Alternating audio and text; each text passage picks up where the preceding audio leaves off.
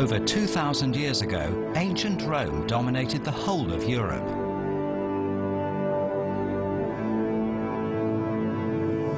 Meanwhile, to its east, there was another great empire, the Han Empire. Today, the Han and ancient Rome encounter each other again.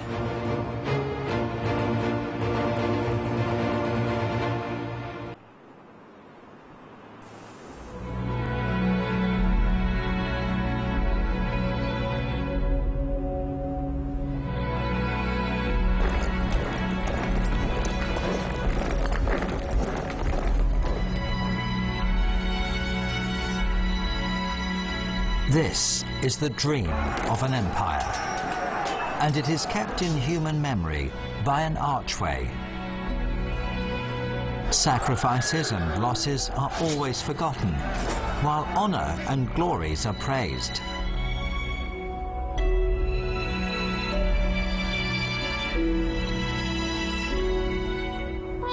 This empire is Rome, one of the most powerful empires in Western history.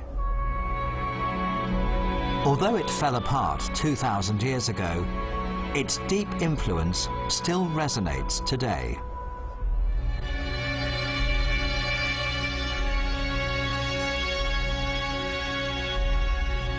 This is the dream of another empire, and it is kept alive by a gateway.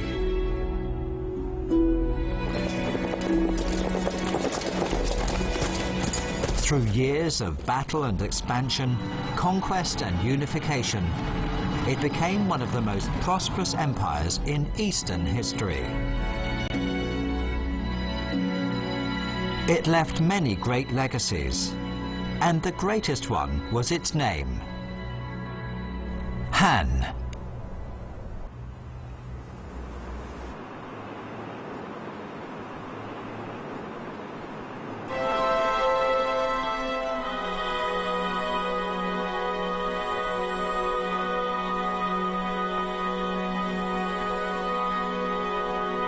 In May 2009, a special exhibition was held at the Louvre.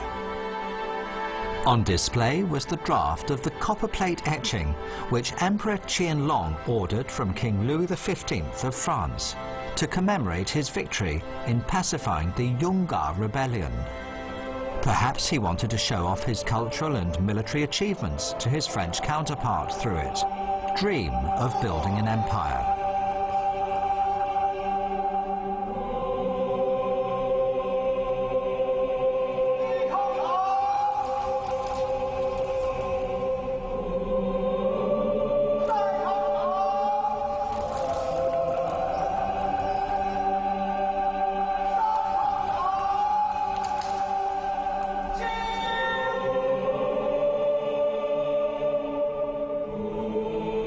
To his way of thinking, there had been model empires, which were the Han Empire and the Tang Empire. To him, it seemed that an empire should be prosperous and wealthy, its people enjoying a peaceful life, its army conquering invaders, and all nations paying tribute to it. The right of presenting captives as sacrifices to ancestors was always held at the Meridian Gate. It was an entrance to the imperial palace and to the empire. Men of merit went into the palace through this gate. Criminals were pushed out of it and then killed. Opposite the Louvre, there was also a gate, the Arc de Triomphe. Triumphant leaders went through it, receiving cheers and worship. What could make the people more proud than a national victory? The triumphal arch symbolized the dignity of the empire.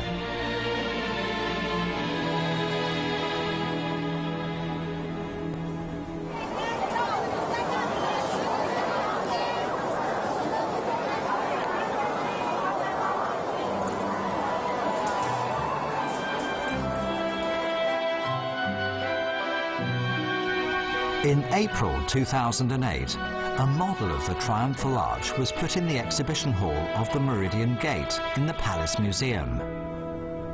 An exhibition of Napoleon I was being held here, revealing his dream of building an empire. In his lifelong military career, he changed the Republic of France into the Empire of France. In his heart, there was a model for that empire: Rome.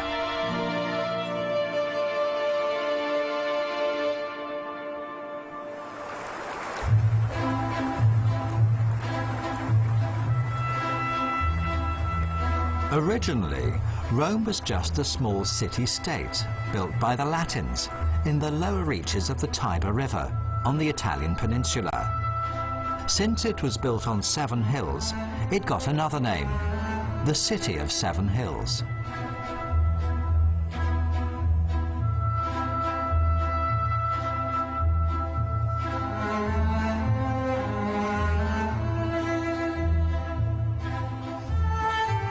Although there is a saying that Rome was not built in a day, it does have a specific foundation day: April the 21st, 753 BC.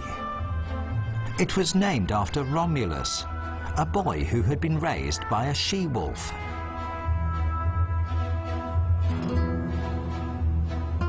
Most of the earliest Romans were men and soldiers. Romulus convinced them that to build a country, they had to have children. To have children, they had to have women. So they decided to rob their neighbors. Romulus, qui donne le signal, il déploie son manteau, et à ce signal, les Romains avaient convié les Sabins, leurs voisins, à une fête, disons un banquet, et puis à un signal donné de Romulus, les soldats romains se précipitent sur les femmes sabines et les enlèvent. Il y aura cette rivalité. Les femmes des Sabins seront devenues les épouses, les femmes et les filles des Sabins seront devenues les épouses des Romains.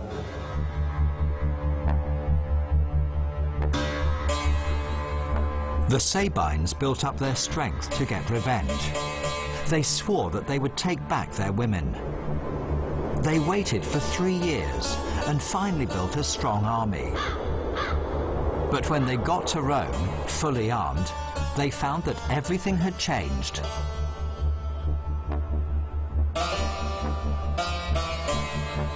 C'est-à-dire que les femmes, nous sommes 3 ans après l'enlèvement des Sabines, elles sont devenues les épouses des Romains et les mères des enfants romains, et donc elles sont prises entre leur mari et leurs frères et leurs pères, qui sont dans 2 armées opposées. Et elles vont se mettre au milieu, elles brandissent leurs enfants, elles les présentent sous les épées pour empêcher le massacre, pour arrêter la guerre fratricide.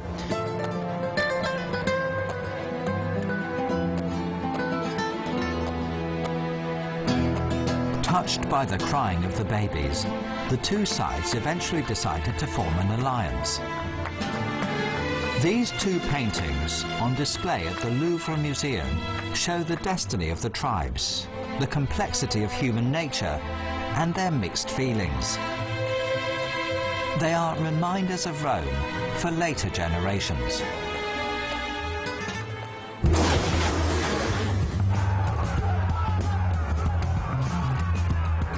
This is just one example of Rome. It expanded rapidly by all possible means.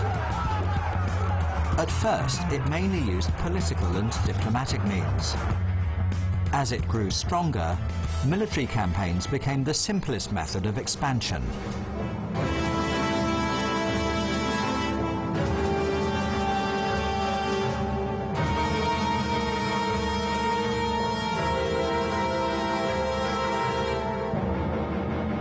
Roman Emperor Julius Caesar had a famous saying: "I came, I saw, I conquered."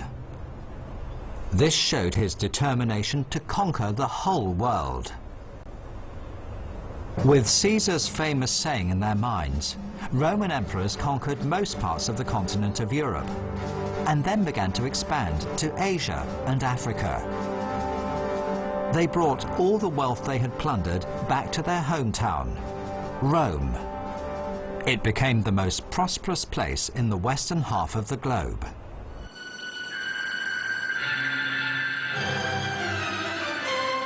As Rome was busy expanding its territory, another empire was also growing on the other side of the world. It was the Han Empire.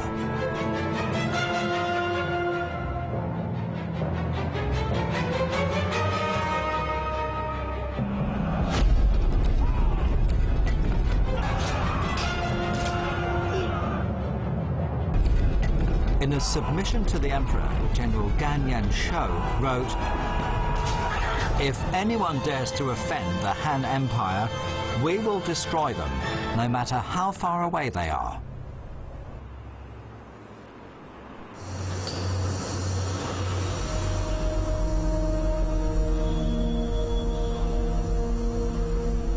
汉代的博大精深，在苍茫的大地上早已荡然无存。可以和罗马相媲美的，就在这墓道之中。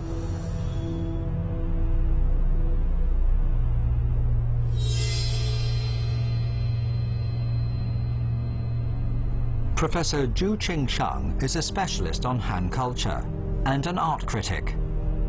He explains the world of the Han from the point of view of art and history.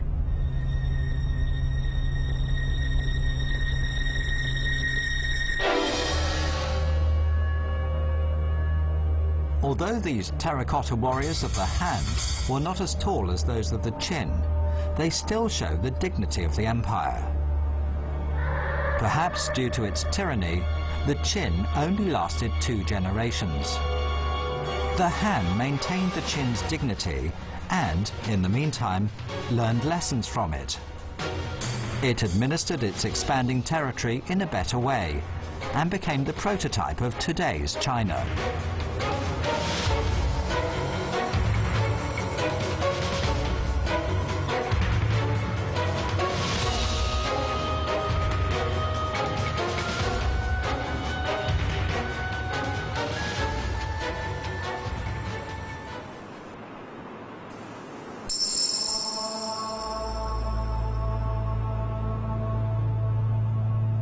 Constantine the Great was the first Roman emperor to be converted to Christianity. The Arch of Constantine is one of the 3 existing arches in Rome. It is a memento of Constantine's victory over his enemies and of his return to power. It represents the final glory of Roman triumphal arch construction. It was also the prototype of the Arc de Triomphe du Carrousel, opposite the Louvre Museum, to commemorate Napoleon's victories in 1805. It resembled the Arch of Constantine in appearance. What's more, the embossments on these 2 arches had similar subjects, being about peace rather than war.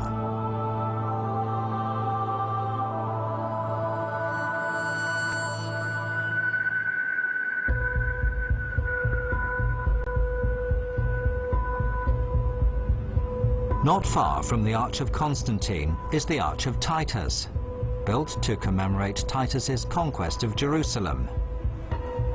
The embossment on it is the only existing image depicting utensils used in Christian temples. At that time, the candlesticks and tables were taken to Rome as spoils of war. Interestingly, when Israel was founded, the Jews paraded through the arch the other way around. It was their way of declaring victory. The Arc de Triomphe de l'Étoile, or Triumphal Star Arch in Paris, was modelled after it to commemorate Napoleon's victory over the Russo-Austrian armies. Among more than 100 triumphal arches in Europe, this one is the largest. It stands in the centre of the Place de l'Étoile, and 12 avenues extend from here, resembling rays of light sent out by the Arc de Triomphe de l'Étoile.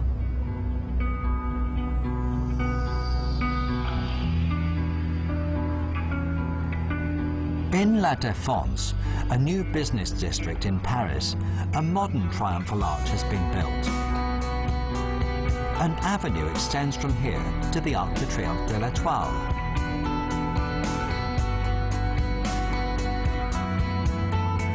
On the same line as these two arches stands the Arc de Triomphe du Carrousel of the Louvre Museum.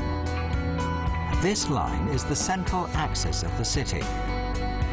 At the end of this line is the place protected by these triumphal arches, the Louvre, Paris, center of the empire.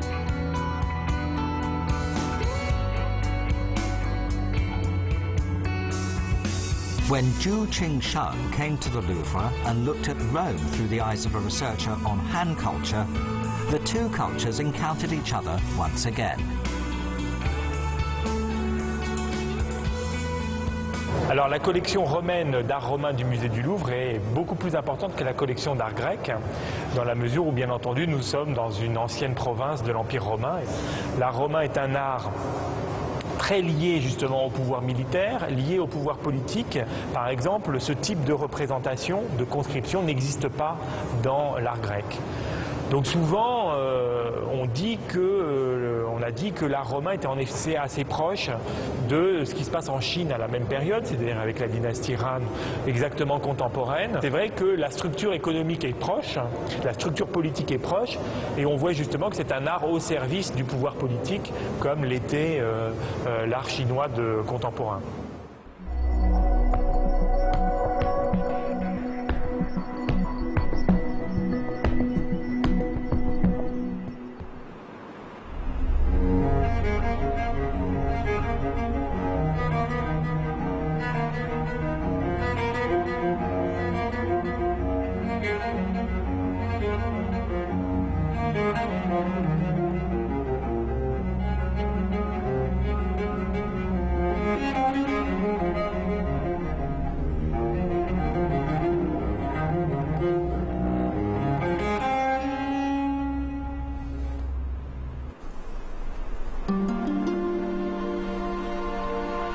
The Han Empire was powerful and prosperous. It inherited and consolidated the unified territory of the Qin Empire. Meanwhile, it boosted economic development and people lived in peace. It was indeed a time of peace and prosperity. The Han dynasty was considered to be the first golden age in China's history. During this period, China emerged as a superpower in the world. It not only relied on military force to maintain its rule, but also relied on culture, which was even more powerful. This kind of stone represented Han culture and the Han arts. It was made into ritual objects to show people's respect for God. It was also made into ornaments with totems carved on them. Gradually, this kind of stone became endowed with a spirit. It was called jade, symbolizing a person's noble character. Since then, it has become part of the Chinese people's national character. What were Roman creative arts like? They built cities and roads and mixed volcanic ash and sand to cement stones in place. What was the mixture called? Today we call it cement or concrete. It was invented by the Romans. Because of this invention, they could build wider roads and higher buildings. They wanted to make their capital city the most magnificent one in the world.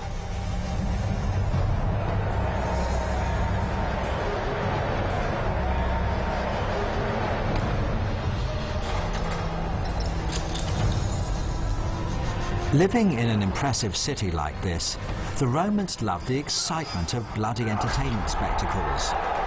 Slaves were pushed into the arena to fight. Death and blood made the Romans excited. They cheered and screamed, exhausting all their energy and spending all their money. Then they would go to even more distant places in order to conquer. This is how the spirit, the art, and the Empire of Rome were cultivated.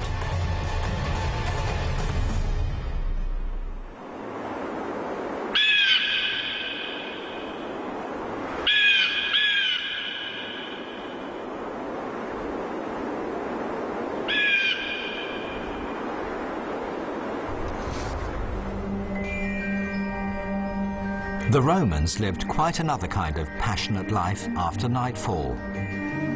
They would often go to the public baths. They were not ordinary bathhouses, but extravagant social gathering places. Perhaps they were the forerunners of today's clubs. Here, the Romans enjoyed themselves, and perhaps even planned their next campaigns. The spoils of war were once put here so that soldiers could appreciate them while they were washing blood off their bodies.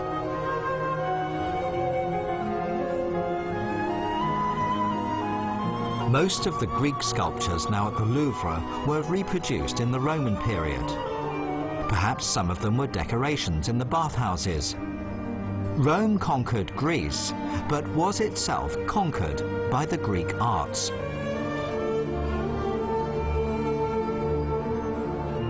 Rome inherited many things from Greece, but it was different to Greece.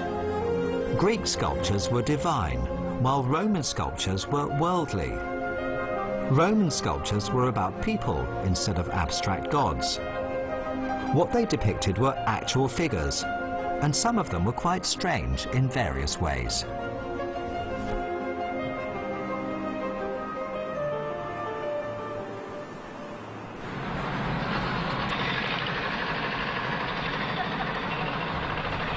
Roman ruins can be found everywhere today at the Louvre Museum. This artificial fountain in the Tuileries Palace is a typical example of Roman architecture. Visitors enjoy themselves here, just as Romans did in the past.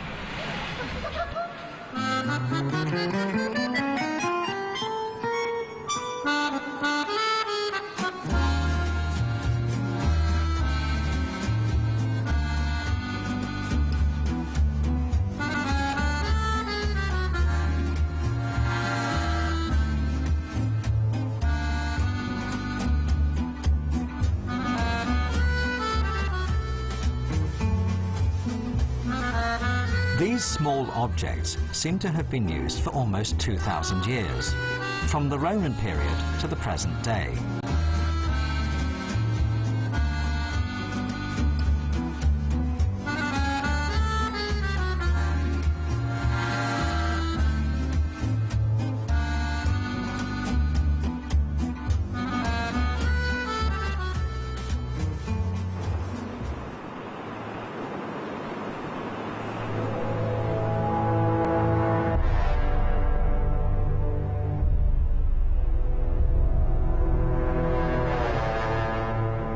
Today, most Han architecture can only be found in museums, and all of it is incomplete.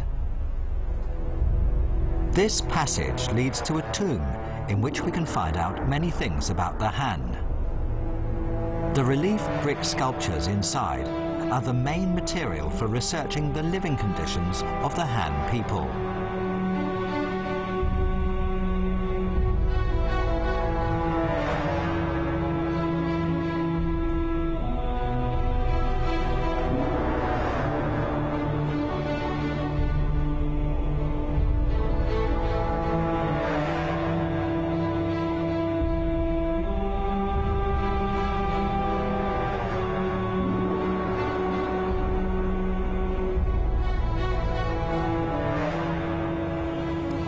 汉代的图像虽然来自墓中，但是它依旧记录着当年的雄风和人的丰富的生活，而这些生活、这些雄风在墓里静得太久，因此我们只有通过捶踏的办法，让它显现出来。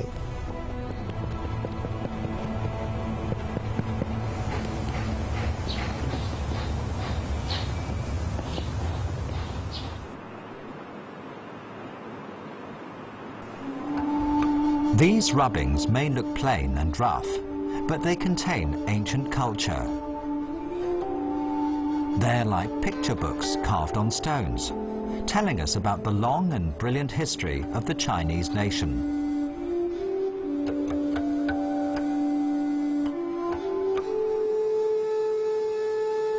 The owner of this tomb was an official working far from home. When he got old, he retired and went back home. His grandson came out of the inner room and paid his respects to him. Then the little boy sat on his lap. "Grandpa, tell me the story of the Yellow Emperor. People say we are descendants of Yellow and Yan emperors. Who is the Yellow Emperor?" "He was the central emperor in ancient times. He defeated the 4 emperors in the 4 directions and unified the country." "The Yellow Emperor defeated the Yan Emperor? Wasn't the Yan Emperor a good man?" "Yes, he was. He taught people the practices of agriculture. He was also the god of medicine, having tasted hundreds of herbs to find the right medicines to cure people's diseases.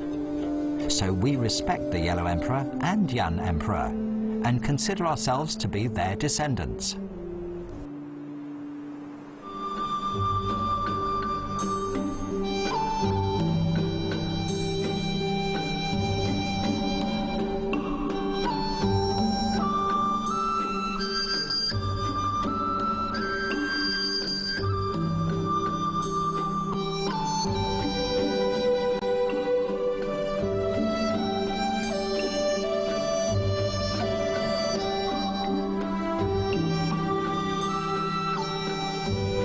Maybe these pottery figures from the Han Dynasty are not as exquisite and solemn as those of Rome.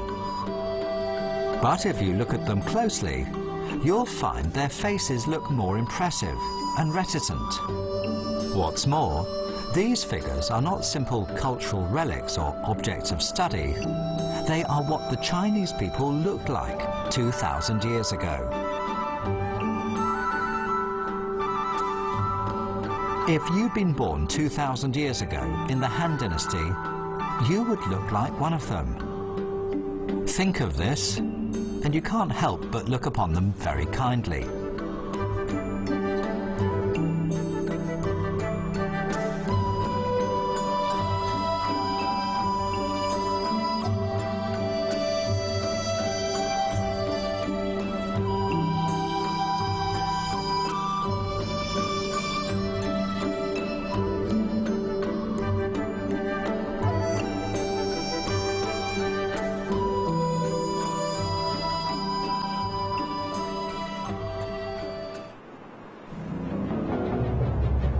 These 2 great empires, Rome and Han, always make people think.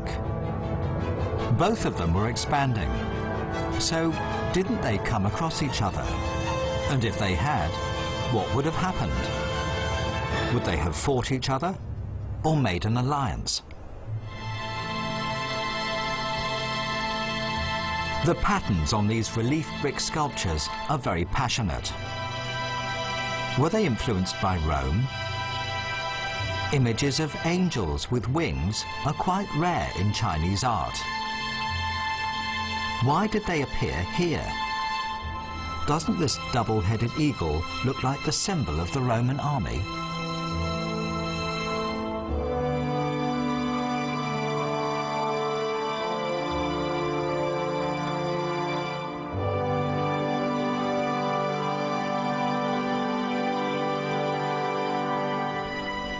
In Roman sculpture, emperors and aristocrats often wore silk clothes under their armor as a symbol of their high social status.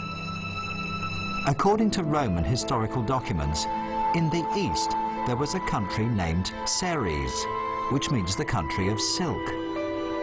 At that time, China was the only country that could produce silk. So how did the Romans get silk?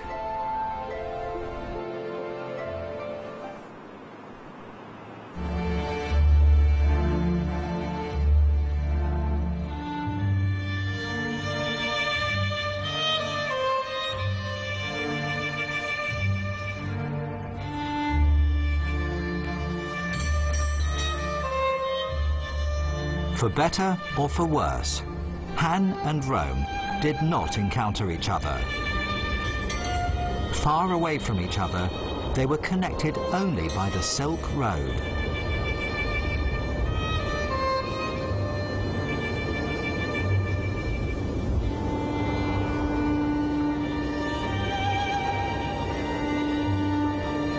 Or perhaps they were so far from each other to begin with that they had fallen apart before they ever got a chance to meet.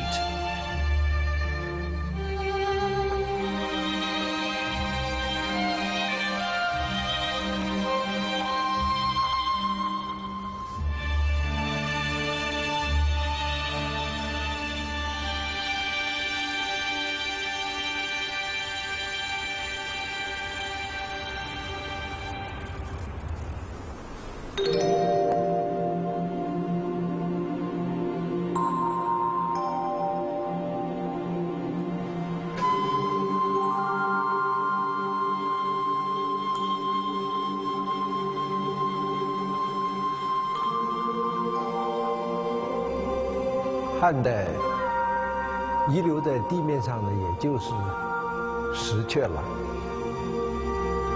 这一对只是木雀，由此可以想见当年首都的宫阙是何等的辉煌。虽然汉代的巨大建筑和艺术品都消失了，但是我们的民族至今被称作汉族。我们的语言至今被称作汉语，由此，汉代的伟大风尚无形地穿透至今。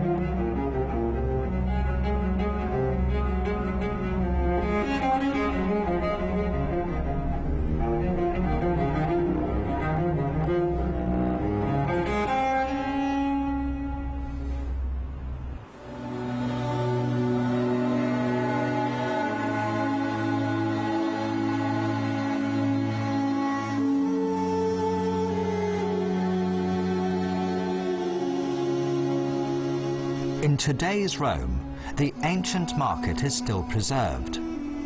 At one time, this was the starting point for the Roman Empire. Now, the name Rome belongs only to a city. What makes the city of Rome proud is the fact that it has always been the capital city for over 2,000 years. The city of Rome still exists, but the ancient Romans have gone. Nowadays, some people dress up as ancient Roman soldiers and make money from taking photos with tourists.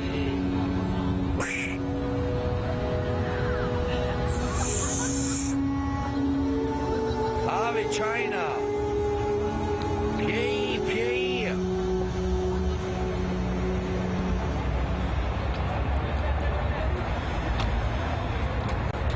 No man loses any other life than this which he now lives, nor lives any other than this which he now loses. The longest and shortest are thus brought to the same.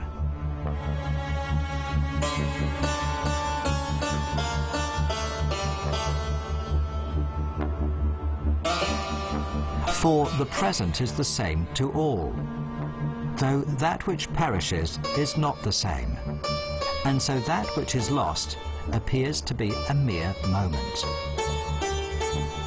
Meditations by Roman Emperor Marcus Aurelius.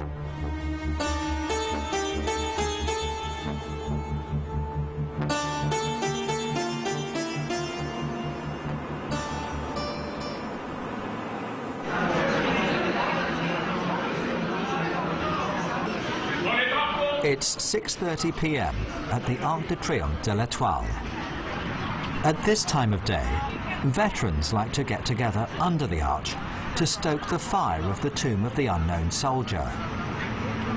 Symbolically buried here are their comrades in arms who devoted their lives to their country.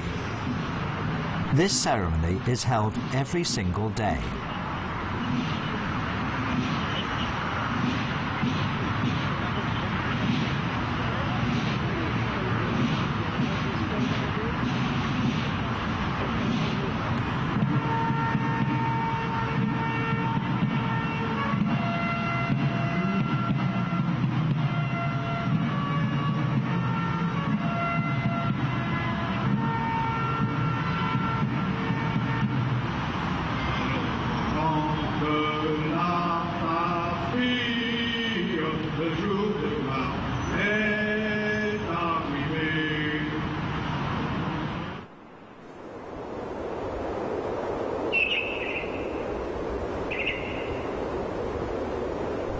The square of the Meridian Gate, Beijing, 5:30 a.m.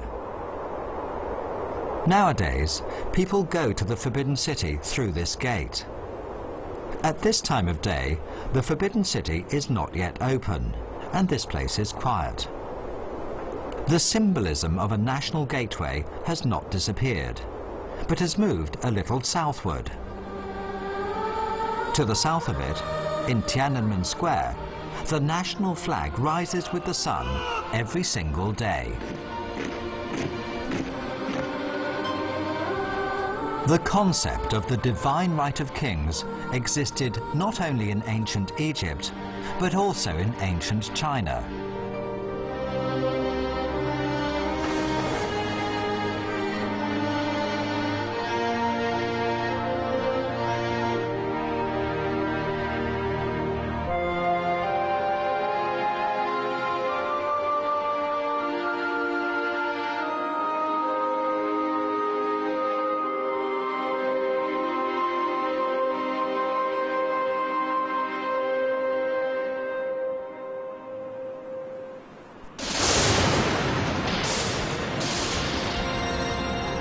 This was a dark millennium, with gloomy tombs and cold faces exuding sanctity. But people enjoyed peace and harmony. What kind of art comforted them for such a long time?